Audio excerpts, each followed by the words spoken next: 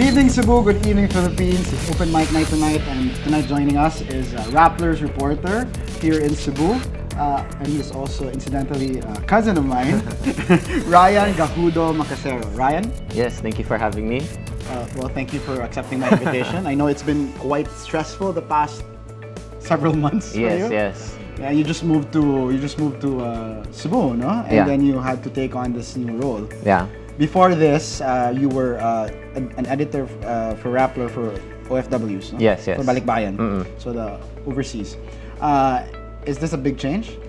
Well, I grew up in the US, so it was, but I was living in Manila for 3 years before I moved here. But my heritage is Cebuano. Cebuano, yes. Both sides of my family have been in Cebu for hundreds of years now. So it was a change, but I was familiar with Cebu, with some of the people here. But it's been interesting getting to know my Cebuano heritage on a deeper level and getting to know the political environment here in Cebu. Yeah, and well, you have distant relatives. Yes. We share distant relatives who are actually in public office and Right. who were running for election. So how did that complicate things, or did it complicate things for you, for your coverage? Sometimes it did, because I don't think there's very much controversy with our main relative, Congressman Raul Del Mar. Yeah. So that wasn't such a big deal. But with the mayoral race here in Cebu, there's a lot of ties there between Tomas Osmeña. He's also a distant relative, and the Chonga Law Society. right. We have so many relatives. Yes, and my Lola used to help campaign for him. Yeah. Back I think in the 90s. And Mayor Rama is. Mayor Am is also a close family friend. Yes, he is. And on my Gajudo side, on my mother's side, they're also close friends with Mayor Rama. So, on the very controversial issues, it was sometimes hard to get around, but I did have some help, so it wasn't so bad. But it also helps give you access, right? Right. Yeah. So that's the upside to it. Mm-hmm. There's some complications, but it gives you access. Oh, right. Yeah, they're just a text message away. How different is being Rappler's Balikbayan editor, and now that you're here in Cebu, covering the elections as a reporter? Mm-hmm. Huh? How different is it for you? Well, when I was in Manila, I was really in the office a lot, working on cleaning other people's content and overseeing editorial operations at night where other reporters were in the field. I would go out to cover once in a while, maybe once or twice a month, and do in-depth stories, but not so much daily grind, being in the field every single day. And especially when I moved here to Cebu, the environment was really hot. We're in an El Nino right now, so that was pretty intense. But I think the biggest change was being outside most of the time. It was literally hot, and also, well, figuratively hot, Yes, because yes. it was about election time. Yeah. So far, what lesson have you learned from covering the elections? I think the biggest lesson I've learned is that local politics matters. It affects national. It does. To a great extent. Yeah, and I think I had the most interesting time observing how the local politicians are played in the presidential election. Like when the election season started, a lot of the presidential candidates were going to the local officials to help them campaign, which is I think that's what they traditionally do. Politics is local. Yes. Yeah. And then? So forming their alliances with whoever they could, like the Liberal Party here in Cebu is the strongest party for now. So that was Mar's advantage when he would come here. But it didn't deliver the votes. It did not. Binay with with Mike Rama and Una, Grace Poe would look for her alliances mostly in the 5th district with the Duranos, and I think a lot of people who were challengers actually to incumbents right now. So she didn't have a lot of established politicians who were How did she fare? allies. What's her rank in Cebu? I think she came in, I'm not sure the number of votes, but she was 3rd, I think. She just ahead of Binay here in Cebu. Duran, Binay, how much did he get? I read today that he got 69,000 votes in the province, which he was... RP69 fanfic. He can be there. Yeah. Sorry, Vice President. Anyway. Yeah, he was surprised about that because he thought that, you know, he would at least... His presence would translate to some support. Yeah, but, you know, the biggest surprise was Duterte. In the beginning, it wasn't so clear who would be... and actually, in the beginning, he would complain that he had no support from any of the local leaders. Even from his relatives. Even from his relatives, but I think that was what was different because the support came directly from the people. It was driven by the people on the ground. That was the uniqueness to it. Yes, so it changed a little. It changed from what the usual way that the presidential candidates would campaign here. It was volunteer driven, and it just spread like wildfire. And I think the politicians who came in to support him later, a lot of it was because of because of the people and because of his popularity, not necessarily because they wanted to help him. Right. Not necessarily because they would be the ones delivering votes for him. It's a unique election insofar as Cebu and Duterte and the established political clans are concerned. Duterte as a person, as a brand, is a game changer. Right. No? So it's really changed the entire dynamic of things. Right. But would you agree? I mean, Binay was complaining that he got 69 in the province. Does that include Cebu City? I'm not sure. I think it was just a province. Okay. Because some people say that Mayor Rama lost, but you know, as of taping, he refuses to concede. Right. And people blame his association with Binay. What do you think of that? It could be possible, but the numbers weren't that drastic. Where he was far, he wasn't. The gap wasn't 100,000. Mm-hmm. So it may have affected. It may have, but because on the last minute, I don't know if it was an official campaign strategy or it was an independent thing, but Osmeña was being linked to Duterte, and right. Maybe that helped him. It could have, but a lot of his allies were the ones who really jumped ship to support Duterte. But I think he stood by. But he had ballers being distributed. Yeah. Osmeña, Duterte. Mm-hmm. It was even distributed at the Duterte rally at the SRP. Okay, I didn't. You were there, right? I was there. Okay. Of course, it's not a secret. Yeah. That I campaigned for him. Mm-hmm. So maybe it helped, no? Yeah. But it's interesting because these are old political surnames coming together. The Osmeñas, the Delmars, right, and the Dutertes are actually neighbors among the original families of Parian, which is the oldest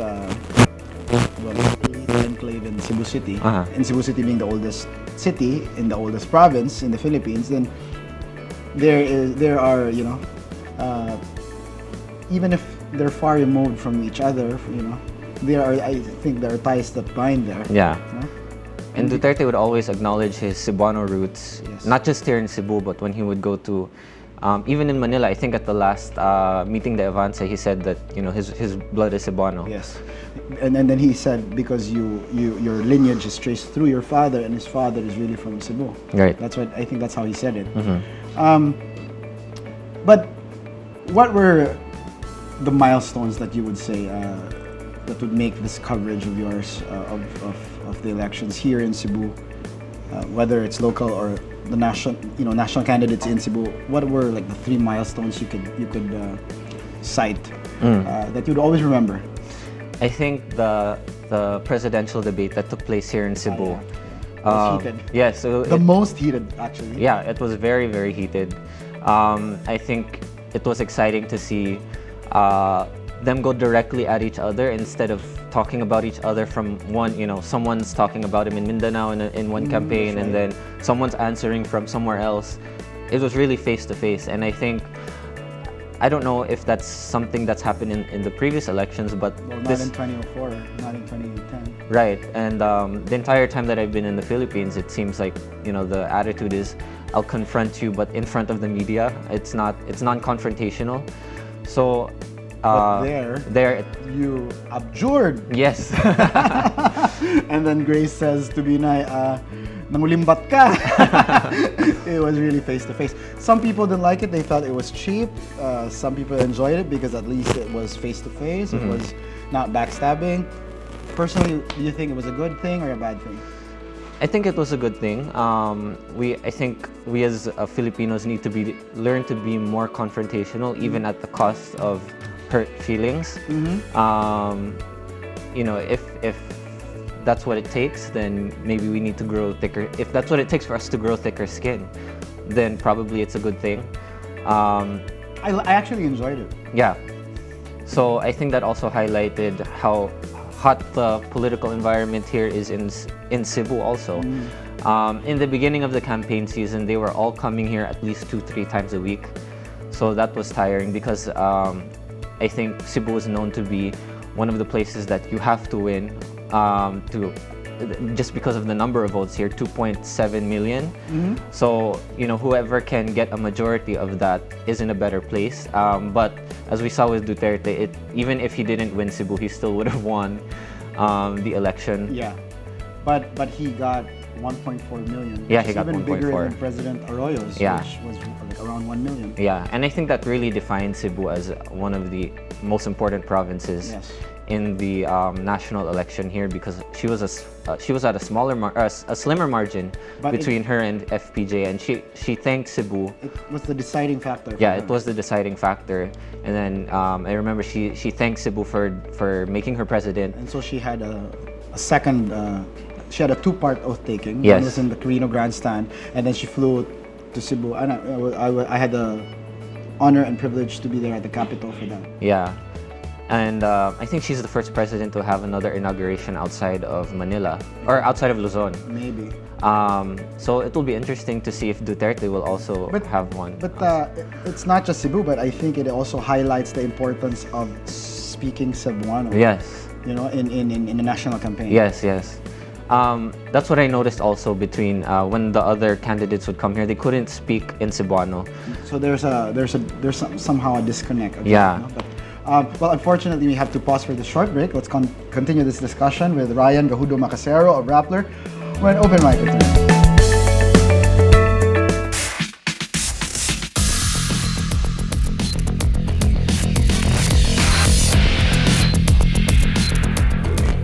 We're back here at Open Mic. We're talking about the election coverage with Rappler's Ryan Macasero. So Ryan, we were talking about Cebuano language playing an important part probably in this election for Duterte, and it was similar in 2004 with Gloria Arroyo. Yeah. So you were saying something about before we paused. Right. Well, a lot of people in Manila, when he first started campaigning, would always say that he didn't have a platform, he didn't have plans, and I can see why, because when he would be there, he would be very short with his explanations, brief, and then it would be either Alan Cayetano or somebody explaining for him. But when he would come here in Cebu, where he can speak the language, his native language comfortably, I would hear him talk to factory workers and talk about his plans of not necessarily increasing their salaries by a huge number, by a huge percent, but talk about reducing cost of living, about making sure that SSS and all of these things that are taken out of their paycheck aren't so big. Then he would talk to police officers about what he would do to help raise their salaries and reducing corruption. He would actually go into really detail about it, more than I would hear him when he talk about more detail than I would hear from him when he's in Luzon or in other areas that are not Bisaya speaking. So I think that was a major in the perception that had an effect on his perception in the Visayas and Mindanao compared to Luzon. But he won big in Luzon, so very interesting. Yes, he did. He won big there. In fact, in Mega Manila, he took all of the cities in Metro Manila except for Makati, which is Binay's bailiwick. But that's really an interesting point that you raised. Although, there is this notion that Digong is only very fluent in Cebuano, and of course Tagalog is not his first language, but when he speaks English, when you listen to him very Yeah, carefully, he can speak English very well. very well, and he has a very deep vocabulary. Yeah. And he uses idiomatic expressions a lot, and Yeah. and he uses them correctly. Yeah. No, so I think he's very well read. Yeah, I think it's more like him speaking Tagalog. There's more for them than for him himself. Yeah. So so language has we I think, no, I mean, of course this is just us talking, but we agree on that language, especially the Cebuano language, was really an advantage for Yeah. Digong. Especially But his Cebuano humor though was a disadvantage for, or maybe not. or maybe not. Or Depends maybe how you not. look at it. Yeah, I mean, it was a nightmare for the campaign. Yeah. Definitely for his PR people and for his supporters like us, trying to, my gosh, defend him and even call him out. Yeah. For his humor. But as we can see now, the elections being the most Yeah. important survey of them all, Yes. he has been giving a resounding approval, no, by the people. Yeah.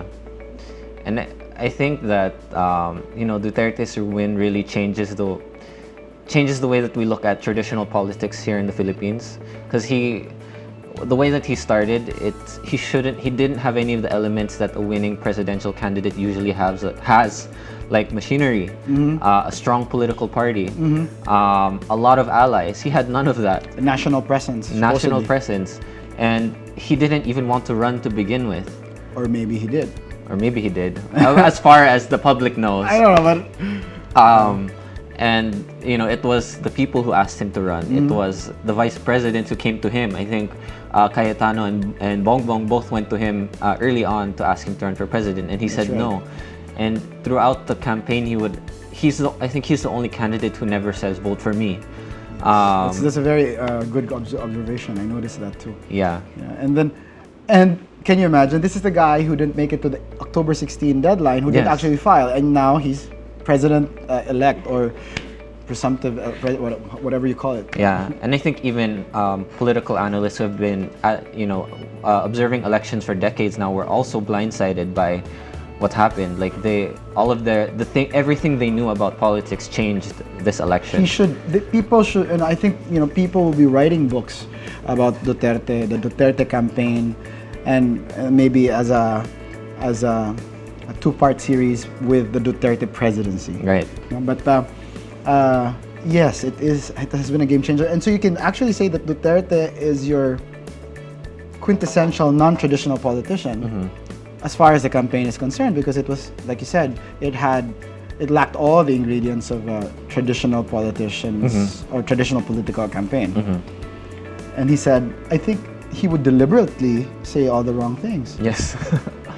For someone very brilliant, no, I mean, Sun Tzu, who wrote The Art of War, might actually, if he was alive, he might write an entire chapter, an entire book about how Duterte mounted his campaign. Yeah. Amazing.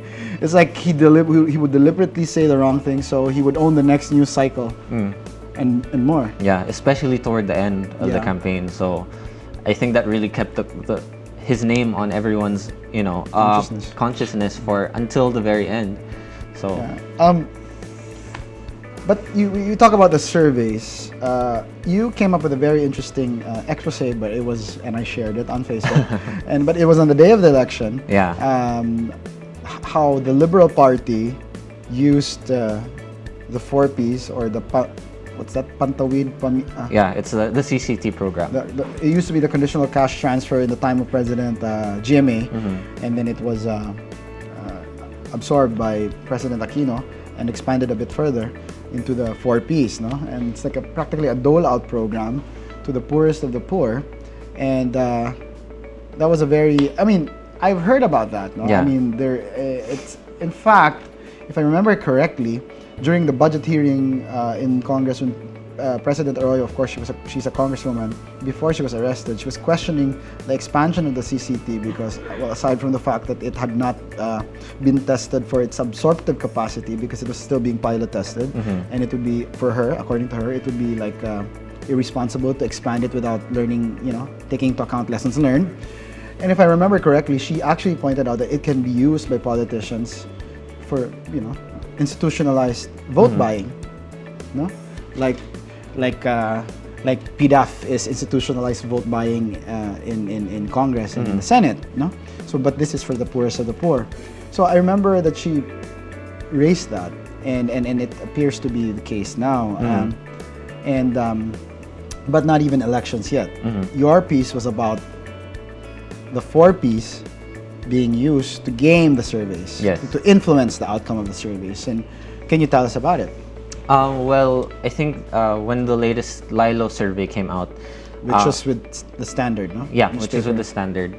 They broke down the surveys per region, which none of the other none of the other surveys do. They tend to Luzon, Visayas. Yeah, Luzon, Visayas, Balance Mindanao. Luzon, NCR, Visayas, Mindanao. Yeah, so they conflate all of the regions together. But as we know, the attitudes towards leadership is different in each region. Yes. Especially in the here Visayas. in the Visayas. In the East, we have a lot. You know, it's mixed between the Warais and the Cebuano speakers, and then here in the Central Visayas, and then we have the Western Visayas. When we look at the breakdown of the Eastern Visayas, in the beginning of April, toward the end of May, there was a huge increase. I forget the exact number, but I remember. From that's last week of March to first week of April survey, right, in Eastern Visayas versus the result of the last week of April to first week of May. The difference in Eastern Visayas is 16 percentage points. Yeah. For that's a 16-point drop for Duterte. And basically the same amount of increase for Mar Rojas. Yeah.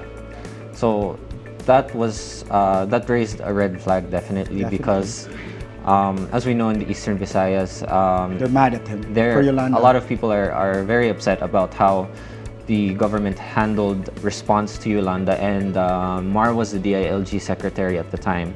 So a lot of his decisions people saw it, and that sentiment is still there now. So why the sudden increase in a span of a month, and why only Duterte was the only candidate who dropped by that much? It had virtually no effect on Grace Poe's and Binay's standings.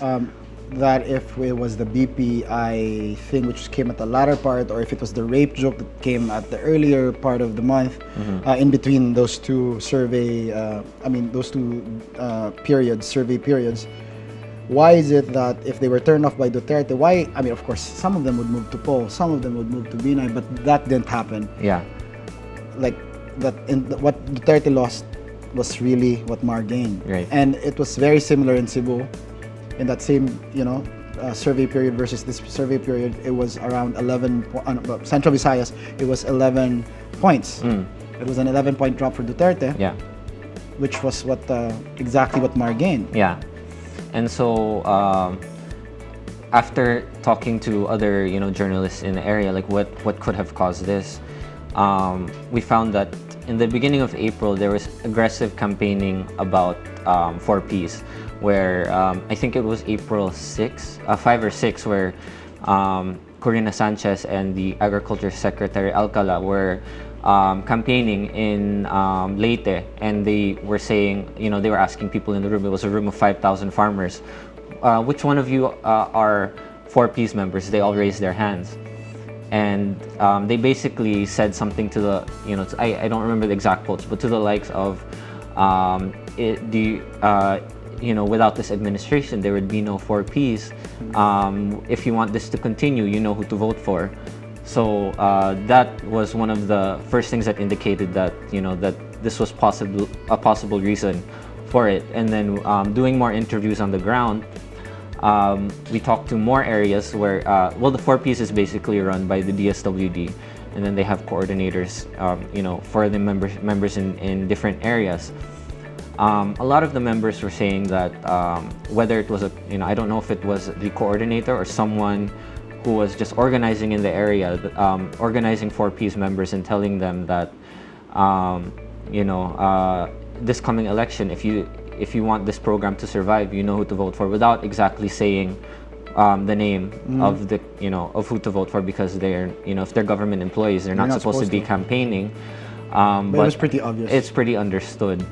And so we did several interviews in late, in the Eastern Visayas and Central Visayas. And they're corroborative. And yeah, a lot of them seem to back up that claim. And we looked at, the membership. Me and Mig Garcia, which he's a economics researcher in Europe. PhD student in the University of Zurich. Yes. So we looked at, considering the number of 4Ps members in the Visayas, which is in the Eastern Visayas, their membership is above the national average. They increased it, I guess. Yes. Also here in the Central Which Visayas. is very strategic. Yeah. So if theoretically, if they were using the 4Ps listings, actually here in Cebu, there was, I think, one instance of they did, like, one of the local politicians actually got the 4Ps listings and handed out yellow cards. This was a report in the Freeman. It was an LP member, and telling them that who to vote for from the local level all the way to the national level. So there was an indication that there was massive efforts to strong-arm 4Ps members into voting for Liberal Party candidates. This is not something. It's not definitive proof, but it does point to a very high possibility that this is the reason for the spike in the surveys. Okay. And it will be interesting to look at the effect on the results actually of the election. But you haven't cross-referenced it yet. Which one? The last survey results, the last pre-election survey results of Lilo, especially in those areas that had the 4Ps manipulation or whatever, or coercion, whatever you call it. Have you cross-referenced it with the actual results for Mar Rojas and Digong in those areas? Not yet, but that would be a very interesting follow-up to look at on the effect on the national results. I would want to know. Yeah. Because when I shared it on the in the morning of election day, a lot of people commented really that's really they further corroborate your piece. Either they have personal knowledge or their maids tell them that that's what's being said. That if Mar Rojas doesn't win, it's not going to continue. Right. Yeah. And I think more than anything, more than the 4Ps and the possibility of buying surveys itself, what's more important is that to note that government programs like this, when they are politicized and attached to a certain politician or certain political party, can be used to not just game the elections, but to also have an effect on the opinion surveys. Perceptions. So I think that's one thing that the next administration should look out for is, to avoid doing that. To avoid doing that and attaching any personality to any of these government programs, because they are they are funded by the taxpayers. People's money. Yeah. That's right. Anyway, let's continue this discussion, but we have to pause for another break. Open mic, we'll be right back.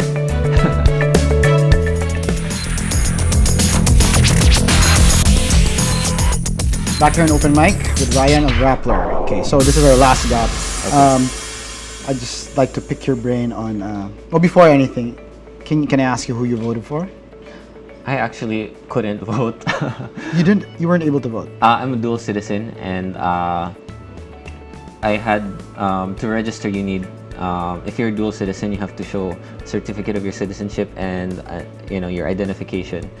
And I couldn't find my certificate, so I wasn't able to register on time. But if you were able to register, who would you have voted for? It's hard to say, but considering that I'm living here in the Visayas now, and given that the candidate who is the only one who prioritizes the needs of people from the Visayas and Mindanao is Duterte. So Duterte. And then I noticed how you tried your very best to not say it, on social media. The ethical for ethical considerations. But whatever Duterte posts you have, in relation to your coverage, would be met by acerbic, will be met by antagonism by some very anti-Duterte people. I mean, how was that? Yeah, even if I said something like, Duterte is not Trump, it's not necessarily Pro. It's not necessarily pro Duterte, but saying that he is not, that he is not like Trump, who is hateful and has no experience as a local legislator and working in government and whatever. That would be met by people who would, who really fear the guy and think he's going to turn out to be a dictator, and really attack me for that, for voicing my opinion. And that really caught me off guard, because I thought these were the, I thought these were the people who were scared to have their freedoms taken away. At the same time, they were making me feel bad for, enjoying your freedom. Enjoying my freedom. So that was very contradictory to, I mean, a lot the democracy that they're supposed to promote. Right.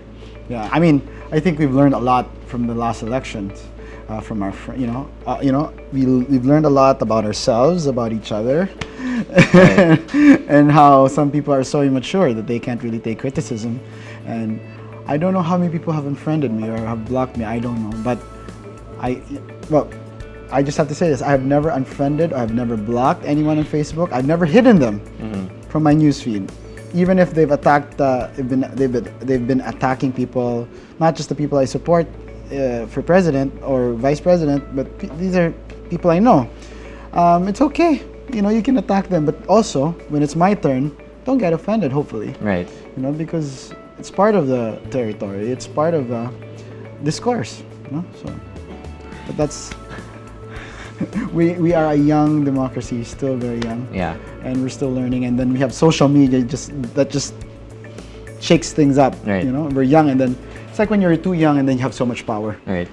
Can you imagine? It's I think the same scenario. But anyway, just very quick before we end. I mean, lessons learned from, example, candidate Mar Rojas. What do you think was his, mistake? What was his mistake? Why did he lose? Why did he become, a cautionary tale? I guess. I think Mar Rojas. The candidate who won, I think you can see a major difference on how they approach people.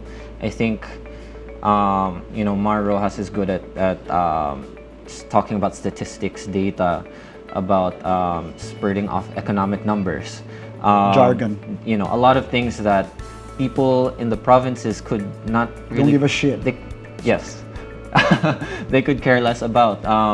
He's been in government for a long time, and maybe being in the beginning of the Aquino presidency, he was very popular, but toward the end, I'm sure he still has high popularity ratings, but I'm not sure how that is here, in the how that varies per region. Okay.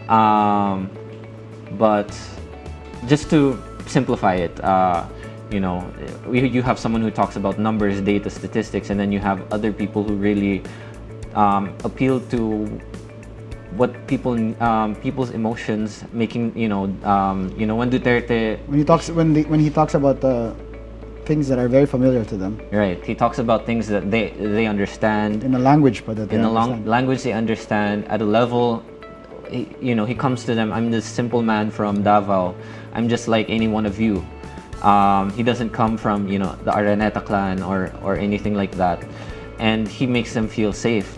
He guarantees them safety, that he will help clean up government, security. So these are basic human needs that he assures them that. But they actually, would when have. Duterte says that he is like everyone else, I agree to most of it, but I disagree to some of it because, come on, he's not like everyone else because he is a simple man, and that is why people believe it, and that's why I believe it also to a large extent, because he is living a simple life despite and he has shunned the trappings of power.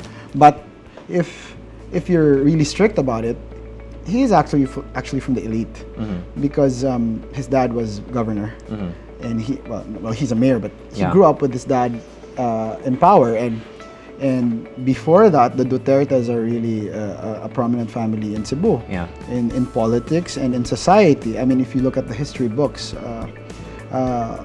among the oldest clans in Cebu. But that's, I think, why, for me, when he says I'm like everyone else, I believe it, and I don't think it's a campaign platform, a campaign slogan, or just appealing to people. But I believe it, and I respect it, and I admire him for that, because this is a man who comes from the Dutertes, from an old family in Cebu. His father was governor, but he has made it. He has made a conscious effort to live a simple life, to shun, the trappings of power and the privileges that come with it, and all of these expensive things. No? So he walks the talk, in other words. Yeah. I mean, he may not be everyone else, but they feel like he is just one of them. Yeah, and the fact now that he really shuns this, and he is 70 years old. Yeah. I mean, if you have lived most of your life like that, Yeah. then that is what you are. And I think Binay also tried to, he tried to frame a similar narrative with his campaign that, he's nog-nog, he's just like, he calls himself poor, he's just like everyone else, but with the, corruption allegations, so The houses and the cars. cars, the hacienda in Batangas. Yeah. I think a lot of people say that you're you're not not. like us anymore. Yeah. If you were, you perhaps you Maybe were. reverse, no? Yeah. Maybe reverse. Nah. He was born into a life of poverty, and then he rose, and then for whatever way, in whatever way, Yeah. he enriched himself. But the reverse is Ligong was a son of a governor, but then he has lived Yeah. that life. Yeah. And What about Grace Po? Grace Po? I think she's probably the most eloquent speaker.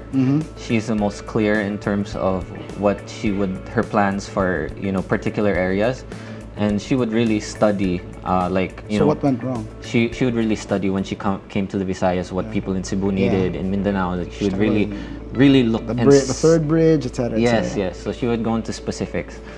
She was doing really well in the beginning. So I think, What went wrong? I'm not sure if something went wrong, Or it was just or Duterte? she couldn't compete with Duterte. with Duterte. Perhaps if Duterte wasn't in the picture, She went back to the province. As maybe more times than Mar, no? yeah, she was here very often.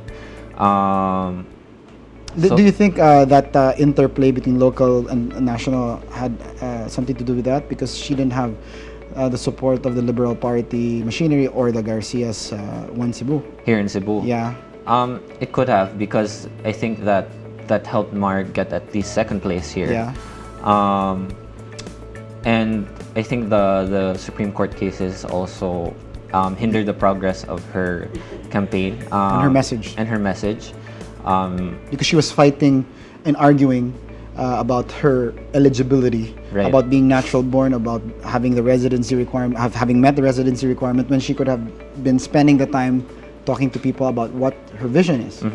It became about her. Yeah. And her eligibility. And so in that sense, she had that over Mar, where she has the eloquence and the capacity to, remember those, to take stock knowledge of the of numbers, statistics, and data, and simplify and empathize with the people. Maybe because she was a teacher. Yes.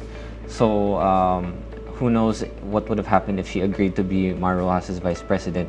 I don't know. Oh yeah, maybe she would have become vice president. Yeah. So.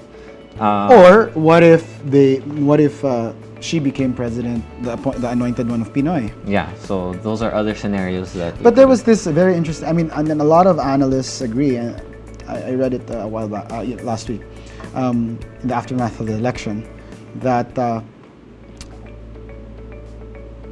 it's really the Daang Matuwid connection and the connection to Pinoy, to President Aquino, that really did it for Mar. Yeah. What do you think about that?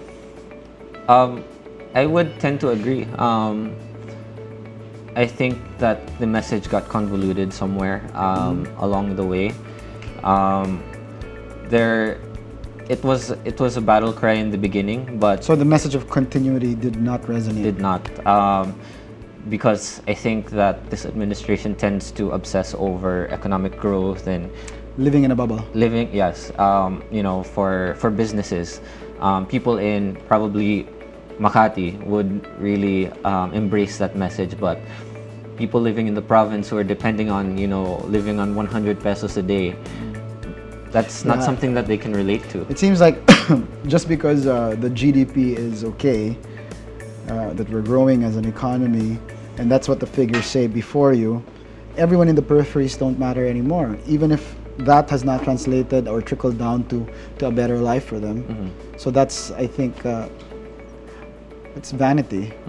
It looks good on paper anyway. Yeah, So it doesn't matter what other people feel or if they cannot eat. yeah. I think another thing to notice is that probably of how the debates played into the results of the elections, because I think this was the first time that the debates were emphasized, but I think Duterte did not do well in any of the debates, yet he won by a huge a very, very big margin. Grace Poe and Mar Yeah. probably did better than him on all three of the debates, yet they trailed behind. So He was just really popular. yeah, Phenomenal. But maybe because he looked more natural yeah, and more sincere, and he didn't find the need to memorize meaningless data. So, but okay, we're about to end. What can we expect from Rappler here in the Visayas and Mindanao? I mean, there has been increased presence on the part of Rappler because you're here. There's been more local news. What can we expect in the coming months? well, right now And you had a partnership with Sunstar? Yes, yes. Yeah. Oh, yeah. Sunstar was our partnership for this election coverage. We started also intensifying our citizen journalism program here. After, I don't know, I have to go back to Manila and see see what exactly the plans are. But especially with leadership, I think a lot of the cabinet members will also come from Visayas and Mindanao. So who knows what this region will look like in the next 1, 2, 3 years. So there will be a lot. I think there will be a lot of things happening. Can we expect a Vismin bureau? I don't know yet. Let's see. I really hope so. We look forward to that. I mean, in line with the country electing someone from Vismin. Yes. That should be a clear message to Maria Ressa that we want more presence here in the Visayas and Mindanao. Well, So set up, Miss Maria. We look up to you, but set up a Vismin bureau here. So anyway, that's all the time we have. Okay. Thank you, Ryan, for sharing your insights and Thank you your so much. experience. It has been, I'm sure, a roller coaster ride, a stressful ride for you the last 3 months Oh, of yeah. the campaign. This has been Ryan Gajudo Macasero of Rappler, and I'm Mike Lopez. This has been another episode of Open Mic. Good night and Godspeed.